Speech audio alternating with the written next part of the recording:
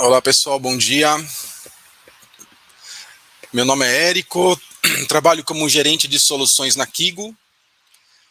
Eu sou uma pessoa, fazer uma breve descrição minha, eu sou uma pessoa de pele clara, com barba a fazer, cabelos claros e estou usando uma camiseta de cor cinza. Hoje convidamos a Parasoft, Renato e Puccini é a mesma pessoa, então chamo ele de Puccini, às vezes de Renato, às vezes de Puccini. Convidamos ele para fazer uma apresentação sobre uma solução da Parasoft de como tornar o Selenium mais inteligente e promover o Shift Left, desculpa. Então o Renato vai começar fazendo uma apresentação, passando alguns slides e apresentando mais sobre a solução.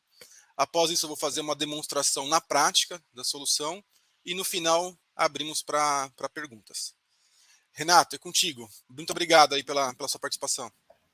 Valeu, Érico. Bom dia. Tudo bem? Tudo jóia, bom dia. Maravilha. Então, também com a questão da descrição, né? Eu sou um homem, 48 anos, estou de camisa vermelha e ainda tenho cabelo, o que é um bom sinal, né? Queria agradecer a Kigo por convidar a gente da Parasoft hoje para falar aqui e vamos começar então. Você consegue ver a tela que eu estou compartilhando, Érico? Ainda não. O que eu preciso fazer aqui? Será que se eu clicar aqui funciona? E agora foi. Agora foi? Foi. Maravilha. Então tá. Vamos falar um pouquinho disso. Acho que essa sessão aqui hoje é bacana para quem já usa Selenium, quem já tem uma prática de Selenium aí e tal, para fazer a automação de testes web. E nós vamos mostrar como tornar as pessoas bem mais produtivas, né? Tornar o ciclo de teste, de desenvolvimento bem mais produtivo com a adição do plugin da Parasoft na prática do Selenium. Deixa eu trocar aqui, vamos ver se funciona. Foi? Foi. Ok, então daqui para frente estamos tranquilos. A primeira pergunta, às vezes, é por que a Parasoft, né? Porque a gente está há 35 anos no mercado, trabalhando com ferramentas de qualidade, de teste, de validação de código, de segurança. Todas as tecnologias que a gente tem foram desenvolvidas internamente, então elas foram feitas para trabalhar juntas. Temos aí várias premiações, vários reconhecimentos, temos um time de engenharia de primeiríssima, trabalhando nessas ferramentas, soltando aí releases, 2, 3 releases por ano para cada módulo da nossa solução. Isso reconhecido aí pelo Gartner, pelo Forrester, por vários analistas. Então, é por isso que os clientes têm confiança em trabalhar com a gente. Em geral, o que a gente faz? A gente tem soluções para desenvolvedor, inclusive semana passada a gente estava lá em Las Vegas no Java One, encontramos com várias pessoas do Brasil, da Alemanha, da Holanda, obviamente muitos americanos que a gente estava ali, né? Falando do que a gente faz aí para geração de teste unitário automático, análise de qualidade de código, de segurança. Mas o tema hoje, né, focando aqui, vai ser a otimização dos testes do Selenium e como é que a gente pode melhorar essa prática mais ainda para fazer um shift left, né? Então, como é que a gente faz qual é a mágica, né? Então, primeiro, tudo começou com uma pesquisa que a gente fez há alguns anos, tá? Essa informação já é de alguns anos, não é nova, em que 2/3 das empresas que a gente entrevistou no mercado americano estavam adotando ou já tinham adotado Selenium como ferramenta de automação de teste web. Ou seja, não fazia sentido para a gente querer desenvolver uma ferramenta proprietária. Fazia sentido para a gente dar apoio para 2/3 do mercado que está adotando ou já adotou Selenium, né? E foi com essa decisão que nós desenvolvemos a primeira versão do Selenium, do Selenium, que saiu em 2019, e desde então a gente está melhorando o produto cada vez mais com feedback dos clientes, né? Aí a outra parte da nossa pesquisa foi quando você está testando aplicações web, quais são os principais desafios, né? E eu vou falar dos primeiros 3, 4 ali, né? O principal foi construir testes que são fáceis de manter ao longo do tempo. É muito fácil, tem muita ferramenta no mercado, várias inclusive gratuitas, que te permite construir uma automação. Manter essa automação, depois que a empresa o time está com 100, 200, 500, 2.000, 3.000 scripts, vira um desafio enorme. Eventualmente a equipe bate uma barreira, né? E ao bater essa barreira, eles não conseguem automatizar mais, porque está todo mundo ocupado mantendo e atualizando a automação que eles já criaram, né? O que leva a gente ao segundo ponto, que é o tempo que gasta executando. Ou seja, quando você tem 50 scripts é uma coisa, quando você tem 2.000, eu conheço o banco aí que trabalha com quem eu tenho contato, e o pessoal falou, olha, se eu fosse rodar todos os meus testes numa máquina só, seriam 37, 40 horas, né, para testar uma aplicação, né? E aí acaba fazendo o quê? Põe num grid. Obviamente aí no grid você vai botando mais nós ali no grid e executa mais rápido. Mas aí vai aumentando o custo também de infraestrutura e tal. Terceiro maior desafio é mudanças na interface gráfica da aplicação com frequência causam uma quebra na automação feita no Selenium, né? Porque o Selenium depende muito dos locators ali, né? Para achar os objetos, onde tem que clicar, onde tem que digitar. E isso muda. Em aplicações desenvolvidas internamente muda com uma certa frequência, mas tem outros tipos de aplicação, como Salesforce, que muda o tempo todo. A interface gráfica é gerada dinamicamente e todos os objetos eles têm uns IDs dinâmicos ali, numéricos e tal, que vai mudando o tempo todo, o que torna a automação quase impossível. Eu estou falando do Salesforce em particular, porque esse caso do Salesforce e do Guidewire, que é um sistema usado por seguradoras, são casos em que a gente teve muito sucesso. Vou falar disso daqui a pouco. Outra coisa que o pessoal gasta muito tempo quando está automatizando é identificar os locators. Tem que botar lá um inspect no browser e ficar achando qual que é o locator, qual que é o XPath, qual que é o DOM e assim por diante desse objeto, daquele objeto, para ir colocando no script. Isso gasta tempo também. Então, focando nesses aqui, né, nos top aqui, a gente colocou as funcionalidades no Selenium, que é o nosso plugin para o Selenium, que não precisa mudar o que já está sendo feito. Se já existe uma prática Selenium, já existe automação, a gente entra e começa a contribuir já de cara. Então, a primeira coisa que a gente faz quando roda, isso aí o Érico vai mostrar na demonstração, né?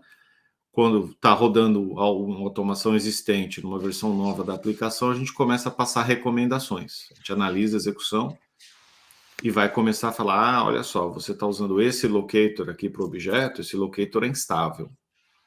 Achamos um locator, e aí ele vai aprendendo isso ao longo de várias execuções. Achamos um locator aqui que tem um score de 1, 1 é o máximo. Em estabilidade, o que você está usando tem um score de 0,7, 70% estável, né? E aí quer substituir, já te dá a opção de substituir e tal. O segundo passo é quando está rodando num servidor, numa esteira e ninguém está observando, ao invés de ficar dando recomendação depois, pode habilitar o self-healing, que é uma feature que vai interceptar exceções, falhas no script e tentar consertar dinamicamente. Então o script tentou achar um objeto, não achou. Ia falhar. O Selenium que intercepta a falha, faz o exception handling ali, e vai tentar analisar a tela, os objetos em tela, o que tinha de outras execuções. Peraí, eu acho que agora está aqui. Mudou o locator, mudou tal posição, mudou a cor, seja lá o que for, mas eu acho que é esse cara aqui. Tem 80% de certeza que é esse cara.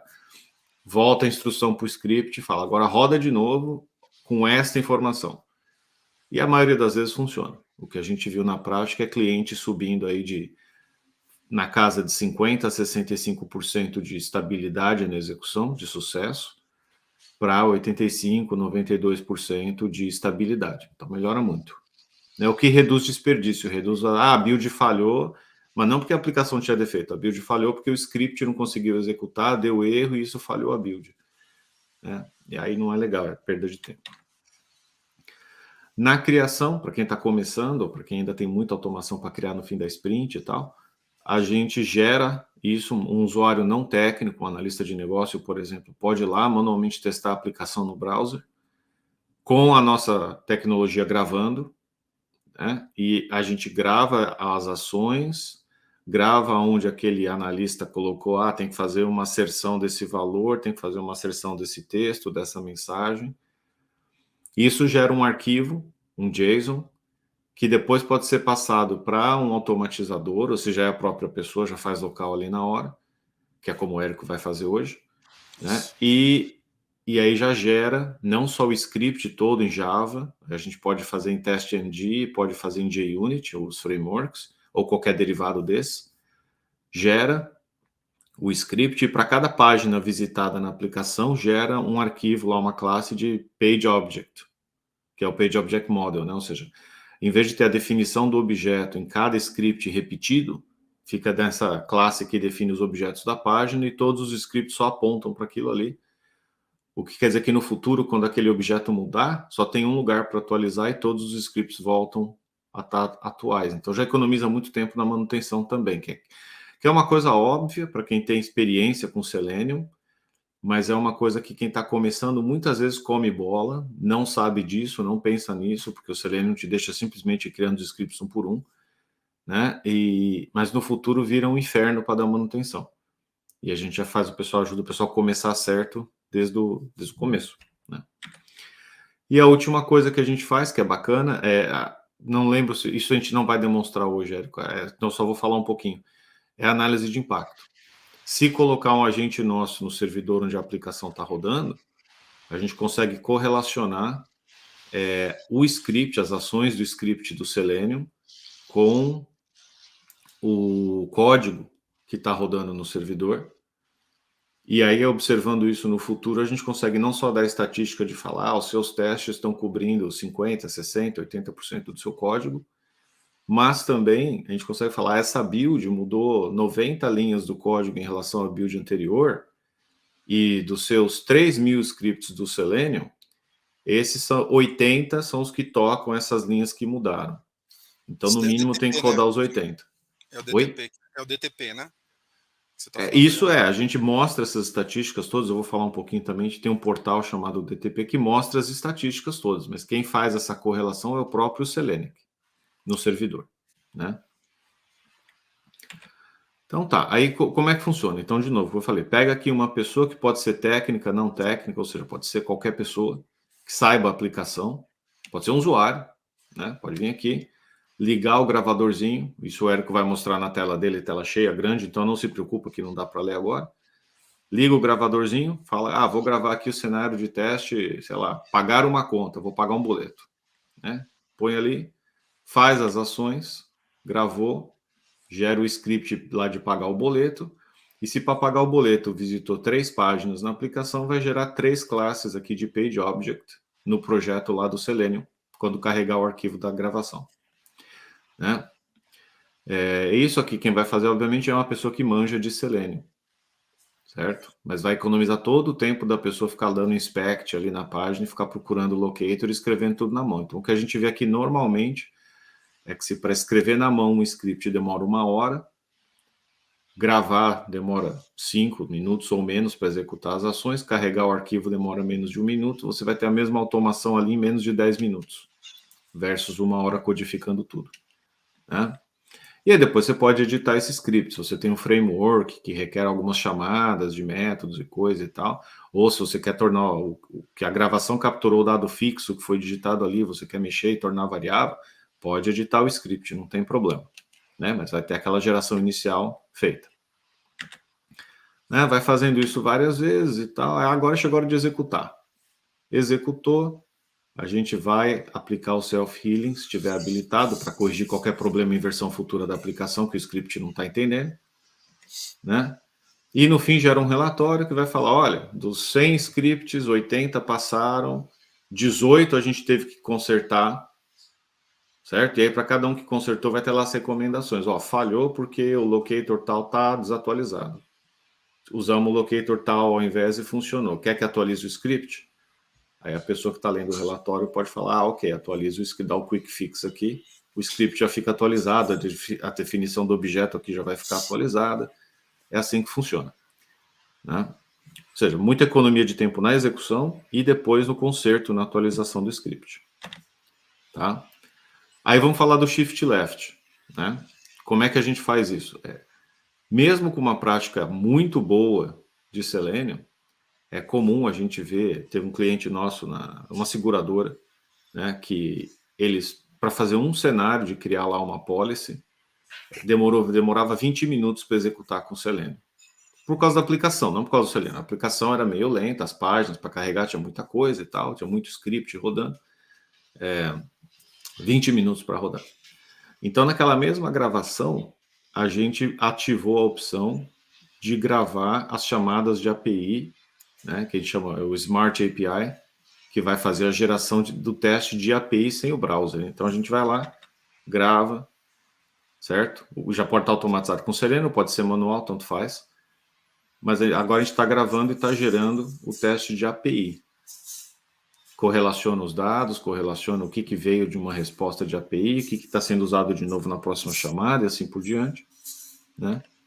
E vai usando uma inteligência artificial ali para dar manutenção também nessa automação de API. Qual a vantagem? Em vez de demorar 20 minutos para executar, porque a aplicação do browser é lenta, fazendo só as chamadas da API de front-end ali que está atrás do browser, a gente roda o mesmo teste normalmente em menos de 1 minuto. Porque não tem página para carregar objeto estático, imagem, esse tipo de coisa, né? E isso permite uma execução muito mais rápida, certo? Então, alguns exemplos aí, alguns clientes nossos usando isso, Intel, Comcast, Fidelity, Charter, né, que estão usando essa criação simplificada e ensinaram, treinaram a nossa inteligência artificial para correlacionar alguns headers, alguns cookies e coisa e tal, tokens e assim por diante, né? O que reduz bastante aí a complexidade e a fadiga do testador tentando manter esses testes, né?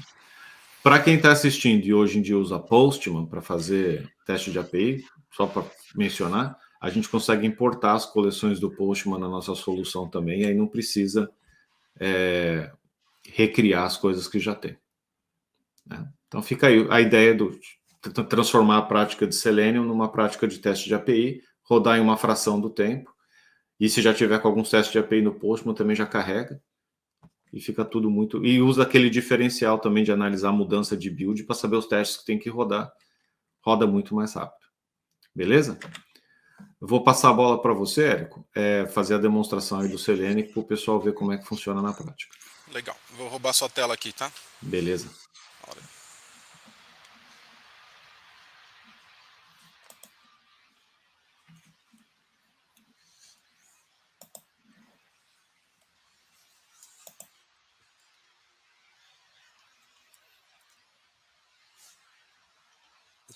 Tá conseguindo ver minha tela aí, Renato? Eu tô sim. Tá Tá, visível. legal. Então, eu vou começar demonstrando o que o Renato comentou de fazer a gravação de um usuário que conhece o sistema, entrar e fazer a gravação. Então, só para deixar claro, eu tenho duas versões da aplicação. Então, tem a versão 1, que eu vou chamar aqui a versão que está em produção, e a versão 2, que vai ser testada, homologada, que eu vou gravar o script da versão 1 e depois executar ele na versão 2, procurando aqueles objetos que foram alterados. O plugin, ele funciona no Chrome. Não sei se dá para ver melhor agora aí, Renato, quando ele tem aqui que eu tenho as ações para o Selenic. E aquela outra parte que o Renato explicou, ele também faz as gravações de APIs. E aqui do SOA Test. Acho que ficou claro. Dá para ver aí, Renato? Não sei se... Sim, tá visível, tá tranquilo. Tá, legal. Né? Acho que um ponto que vale a pena mencionar é que você vai gravar uma aplicação web genérica, mas tem ali os gravadores especializados para Salesforce e para Guidewire que eu tinha mencionado antes. Exatamente. E essa aplicação que eu vou gravar é uma aplicação que nós usamos aqui para demo, uma aplicação de simular um banco, onde eu vou fazer uma transferência entre contas. Vou startar aqui a gravação.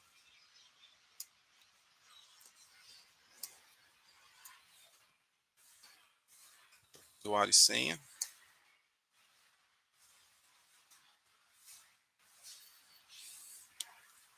Clicar na opção aqui de Bill Pay.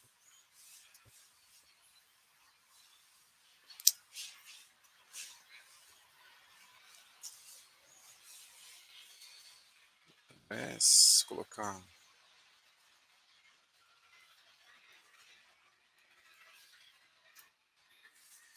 Colocando informações genéricas aqui.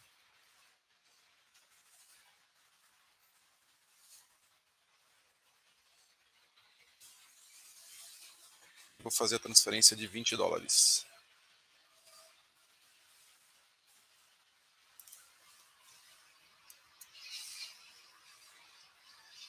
Legal também que dá para você selecionar o texto e chamar ele para validar o valor do title. Eu não vou fazer isso agora, que a gente não vai usar aqui na demo. Logout.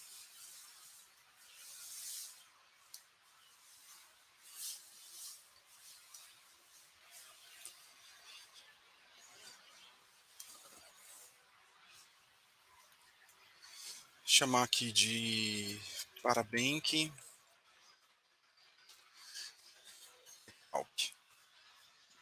Versão em produção. Esse associate o work item é caso tenha um gira que a gente pode associar ele a uma parte de produção, de teste, whatever. Isso aqui é de um bug tracker.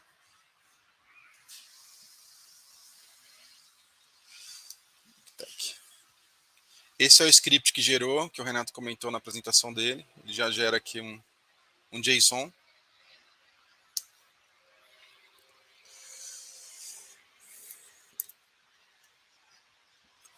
Eu abro o Eclipse, onde no Eclipse eu já tenho o plugin do Selenic instalado e vou importar a gravação que eu fiz. Simples assim.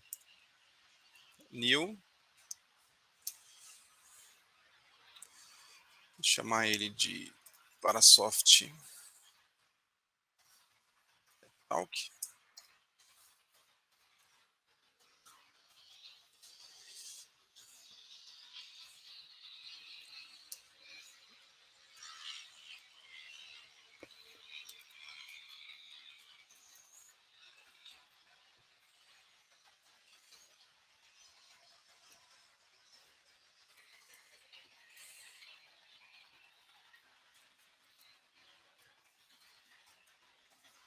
A class dele eu vou colocar de BillPay.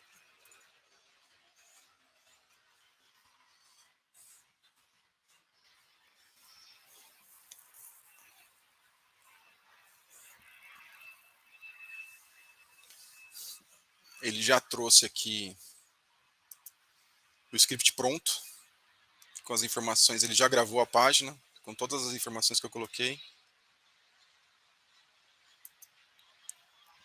As páginas, ele usou 4 objetos, né, 4 páginas que foram acessadas.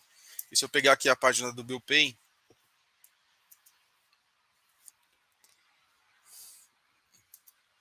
deixa eu logar aqui de novo.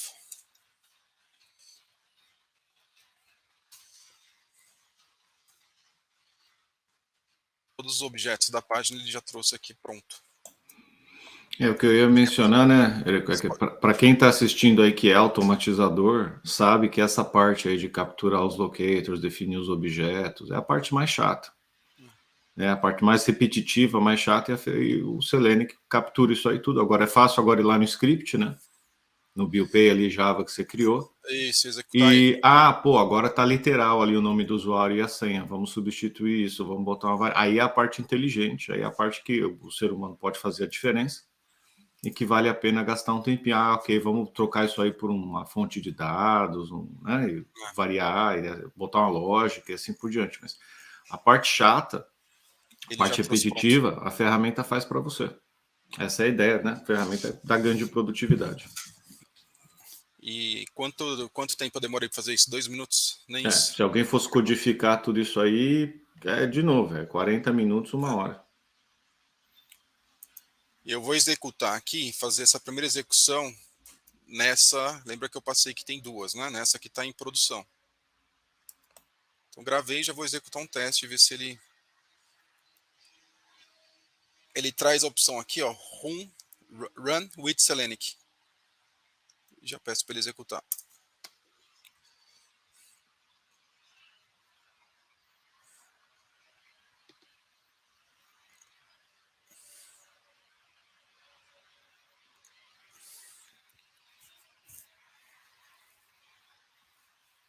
Ele já vai simular o que eu fiz.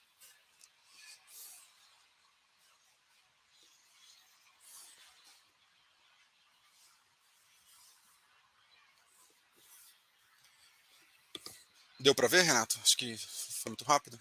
Não, foi Tranquilo, né? tranquilo. E aí o que acontece, né? Se ele tiver, é que agora é a primeira execução que você está fazendo aí, Isso. ou segunda, ele não deve ter nenhuma recomendação ali embaixo, Não, tá vendo? Ó, no recommendations, né? aqui. Mas se tivesse rodando várias vezes, ele percebesse, pô, o locator que a gente está usando para aquele botão não tá legal, para aquele campo de texto não tá legal, começa a aparecer recomendação ali, com a opção do Quick Fix que ele já muda no Isso. código para você.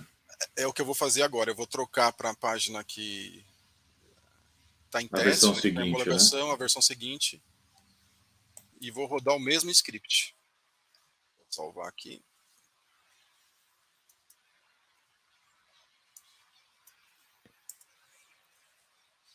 Vou dar lá um run. Vamos ver se ele vai passar.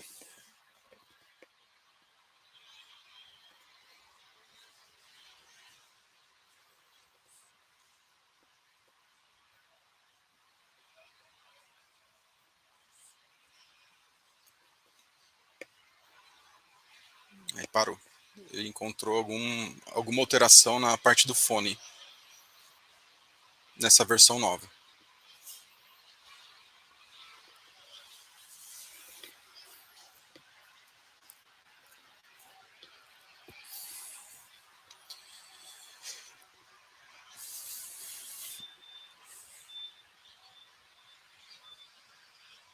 Ele está trazendo os resultados aqui com a inteligência artificial. É a primeira vez que executa, então ele já falou.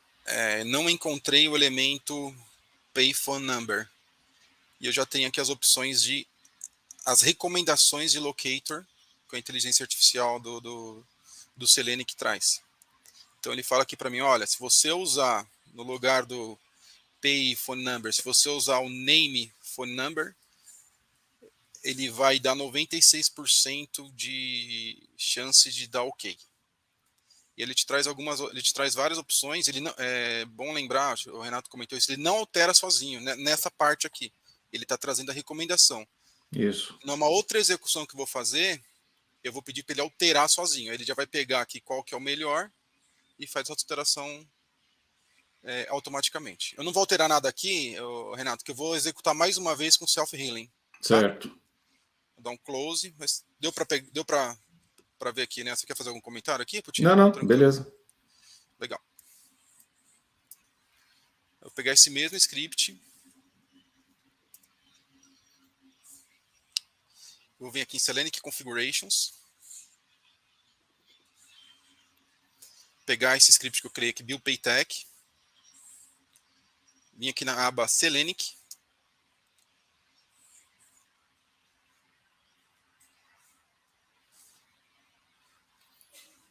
E pedir para ele fazer com self-healing.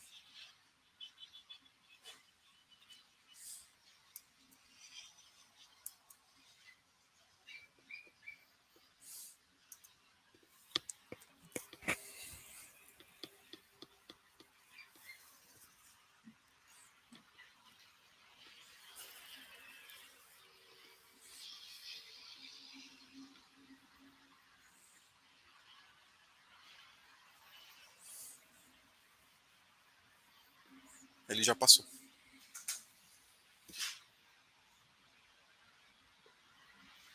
Ele já fez a correção automática e deu o teste com sucesso.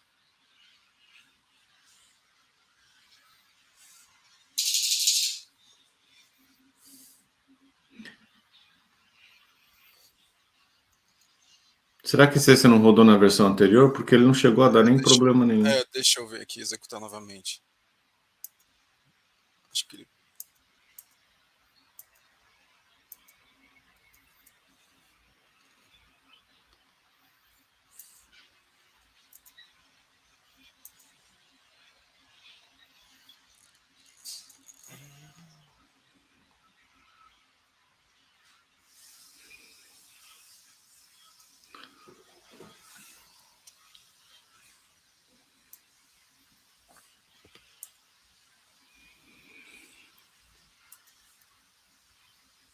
Porque na configuração ele não tem a URL da aplicação também? Tem, já está alterada. Tá para a segunda versão? Tá. Tá legal.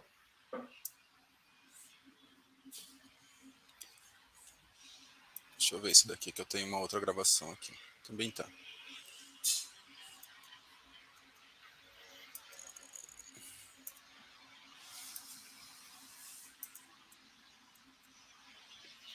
Deixa eu executar de novo aqui, só um momento.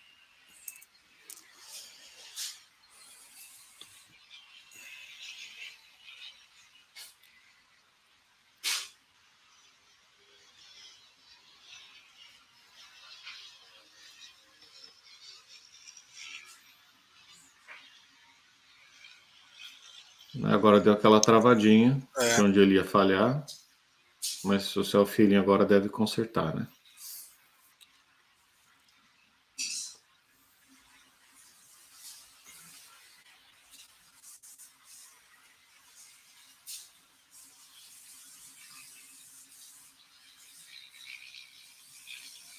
Acho que não estava ativo o self-healing nessa, Érico. É, isso que eu vou fazer agora, vamos ver. Tá legal.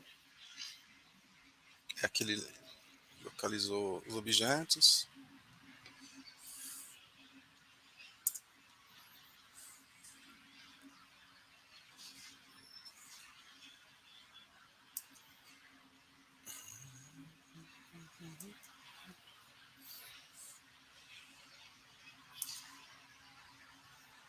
Aqui.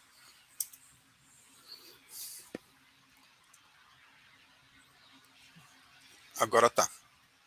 Eu tinha ativado numa outra. Eu coloquei os nomes parecidos, é falha ao vivo, né? Quando Precisa a de gente mais faz café, mano. Precisa de mais café.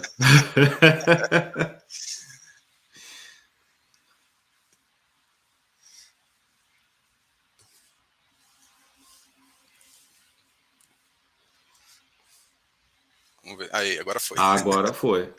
Faz certo que funciona, né? Pronto.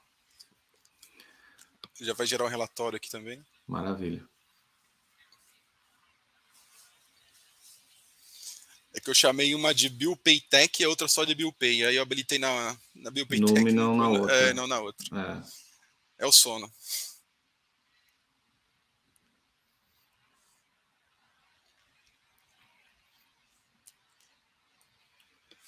Eu acho que agora nessa eu não pus para gerar um relatório. Deixa eu conferir aqui. Você não tem um gerado já? Porque da outra vez gerou. Não sei, sei lá, você que sabe. Quer rodar de novo? Roda, você que Vou sabe. rodar de novo. Tá bom. Vamos ver.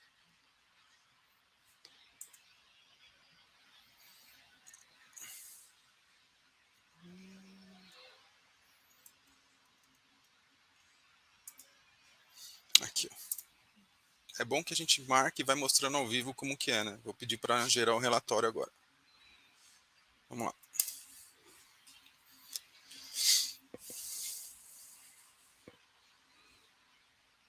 Aí o legal é que você está fazendo na interface gráfica, né? Depois quando vai botar na esteira, chama por linha de comando, já tem esses parâmetros tudo definido ali. Né? Ou no plugin lá que integra com Jenkins, com o Azure DevOps. E aí já tem toda essa parametrização, se é para ter self-healing, se é para gerar relatório, se é para mandar dado para o servidor e assim por diante. Agora ele está gerando.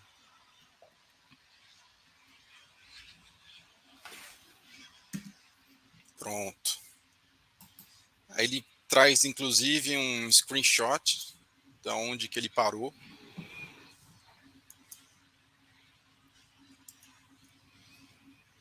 Ele mostra aqui o relatório, o time que demorou para executar. Só que, inclusive, a gente pode deixar configurado depois no Selenium que se ele encontrar, por exemplo, ele tem uma média aqui de 15 segundos para executar. Então eu deixo lá, se ele demorar 30, para ele gerar um alerta. Então, tem algumas outras Você pode opções. setar uma percentagem, né? Se for 20% mais lento que a média, ou se for 50% mais lento que a média, seta um limite e aí ele começa a dar erro se a página estiver muito mais lenta do que o usual. E aí quanto mais vai executando, mais isso vai ficando acertado, essa média. Mais ele vai aprendendo também. Né? Legal ali também onde deu erro, ele tem o screenshot, Isso. né? Ali na câmerazinha. Eu já mostrei aqui. Tá. O screenshot. Que é onde ia travar. Isso. E aí o self-healing não deixou travar. E é onde ele mostra aqui o que ele alterou. Que ele não achou o elemento e alterou para isso daqui. Voltando lá no Eclipse, ele me mostra de novo, né? Mesmo ele tendo feito a correção sozinho, ele me mostra o locator que está com problema. E se eu quiser vir aqui direto e dar um update locator, eu vou usar essa primeira que está com assertividade maior e já dou um update, ele já altera o código para mim. Maravilha. Maravilha, Renato? Acho que é isso. Beleza. É isso? É isso. Queria mostrar.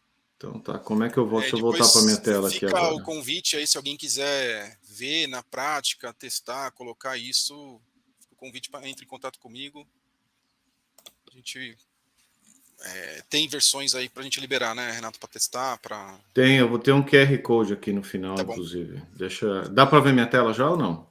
Deixa eu abrir aqui de novo que eu saí aqui do browser. Peraí. Vou É parar o melhor. meu compartilhamento aqui. Tá. Dá uma olhada aí, aqui... vê se você consegue pegar. Tô tentando.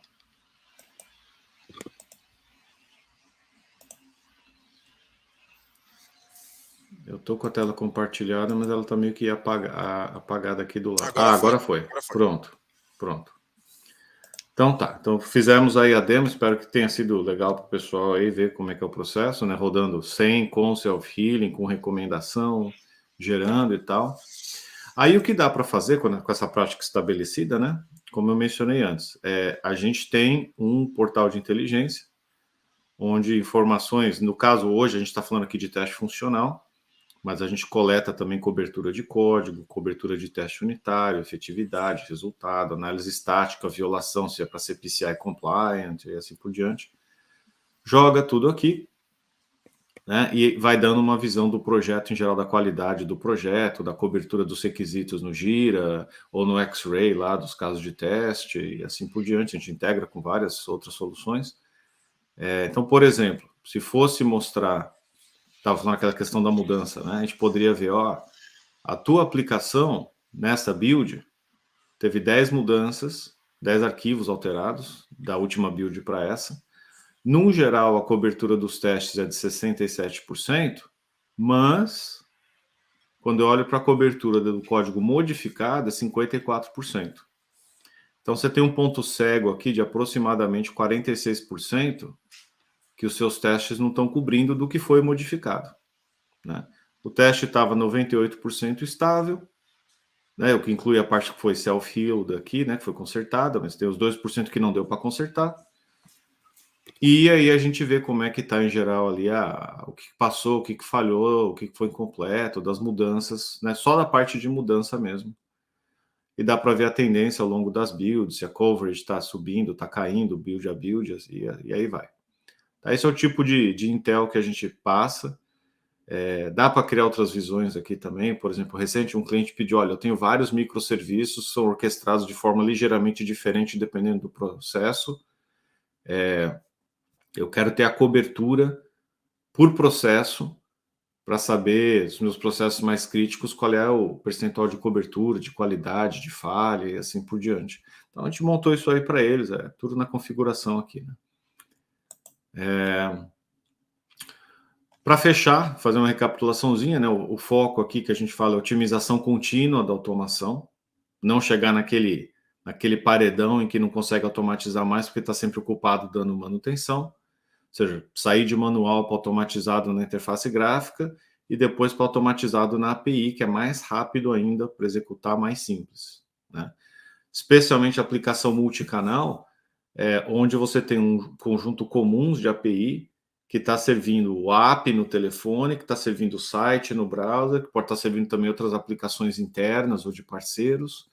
Então, fazer o teste funcional na API causa um efeito ali, uma propagação de qualidade para vários canais, para várias aplicações dentro da empresa, né? Por isso que a gente considera isso aqui uma excelente prática, mover o máximo possível dos testes para a base da pirâmide ali de testes, parte de API. Outra parte que a gente focou bastante, né, permitir que não-coders, aí, os não técnicos, possam criar automação, só na gravaçãozinha ali, gera o arquivo e passa para a pessoa técnica depois, remove gargalos aí também, ajuda a baixar a dívida técnica, se o pessoal tiver muito para trás na automação dos testes. E pode também, para quem não tem API documentado, né, ao fazer esse tipo de gravação e vê quais são as APIs de front-end, também descobre. A gente teve cliente que achou que um cenário usava 20 e poucas APIs, a hora que gravou tinha 36. Aí foram ver, mas o que são essas outras APIs que chamam? Que eles não tinham isso na documentação, porque é difícil manter isso atualizado, né? São as APIs zumbis. E no final, também o último ponto é simplificar a manutenção. A gente começa lá na criação com o Page Object Model, para fazer o teste ser mais fácil de ler, de entender, ter um ponto central de mudança, evolui para as recomendações, para usar coisas mais estáveis, e por último, o self-healing, quando está rodando na esteira, para reduzir a quantidade de falhas e de builds abortadas ali, porque o teste falhou, certo? Na parte de API, que a gente não entrou muito hoje, a gente também tem a questão de comparar versão 1 com versão 2, e o que mudou nas APIs, parâmetros, segurança e assim por diante. E reusa esses testes de API também para fazer teste de carga na camada de serviços e fazer teste de penetração nas APIs. Tudo isso com uma solução só. É isso. Queria agradecer o pessoal que participou aí hoje. Dia 3 de novembro, ao meio-dia, horário de São Paulo, a gente vai estar começando um summit anual que a gente faz de qualidade de software. O keynote, o convidado que a gente tem é o Gene Kim. Para quem trabalha com DevOps deve conhecer o Gene Kim, ele é autor do livro Projeto Fênix, também do Projeto Unicórnio. Vai estar fazendo uma palestra bem legal, e depois do Gene a gente vai ter vários clientes nossos, Bank of America, CIBC, Santander, apresentando a experiência deles com a Parasoft, como é que ajudou a melhorar na jornada de melhoria de qualidade. Quem quiser se inscrever, só aponta a câmera aqui no QR Code, deixa eu tirar o mouse de cima, né, e já vai para a página de inscrição. Quem achou o Selenic legal e quiser dar uma brincada sem precisar instalar, sem fazer nada, a gente tem uma opção de fazer por 7 dias um trial num desktop na nuvem, só que aí é limitado essa mesma aplicação que o Érico estava usando, né? O Parabank. Então você pode brincar ali com o Parabank. Essa mesma brincadeira que o Érico fez aí, tem lá um passo a passo como é que aprende, como é que usa. Fica convidado. Ô, Renato, você tirou a apresentação para o Não pessoal pegar tirei, o. não. Estou compartilhando. Agora voltou. Ah, voltou. E eu quero terminar isso com uma linha aqui que um cliente nosso, o Caesars, que é dono de vários hotéis e que tem um volume enorme de usuários nas aplicações dele, porque são milhares e milhares de quartos de hotel, a gente fazendo check-in, check-out, reserva, né? Eles conseguiram acelerar, eles tinham testes de interface gráfica, ajudamos eles a mover para teste de API, e isso permitiu para eles, olha, 96% mais automação, né? Então, desculpa, melhoria da automação que eles tinham, e depois a redução do tempo de teste, né, entre o teste de interface gráfica para o teste de API, rodou em 3% do tempo só usando a API versus usando o browser. Ou seja, aí permite o quê? O cara, em vez de fazer um teste semanal, regressão completa, poder fazer diário, né? Isso aí a gente tem eles em vídeo explicando o caso deles, detalhado, que eles apresentaram no Summit nosso de 2 anos atrás. Aí esse ano a gente vai ter outros clientes apresentando também as O experiências Summit, deles. esse horário, meio-dia, é horário Brasil, né? Horário Brasil. Legal. Isso. Tá bom? E quem não quiser, quem não puder assistir ao vivo, tem um almoço marcado, já tem coisa para fazer, se inscreve mesmo assim, porque depois você recebe um link com todas as sessões gravadas para assistir on demand. Assiste quando precisar, a sessão que quiser, né? Estando inscrito, recebe o link depois, tá bom? Quantas horas mais ou menos, Renato, de evento? É da meio-dia até as 3h30. Então, são 3 horas e pouco. Mas de novo, as sessões ficam gravadas, né? Sim. Ok? Pessoal, se alguém tiver alguma dúvida, isso aí, ficamos à disposição. Colocar no chat. A gente pode deixar aberto aqui mais uns 3 minutinhos. É só comentar aí no chat que a gente repassa aqui. Se não tiver, a gente encerra. E pode entrar em contato comigo, com o Puccini, Kakigo, através do LinkedIn oficial.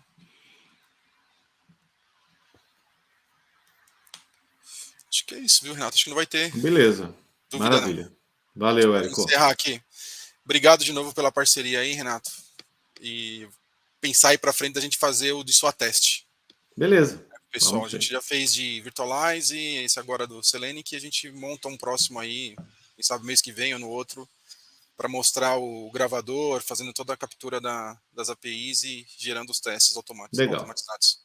Legal? Vamos pensar nisso aí, a gente conversa. Abraço e obrigado a Valeu, todo mundo aí. obrigado a todos. Até. Até mais. Tchau.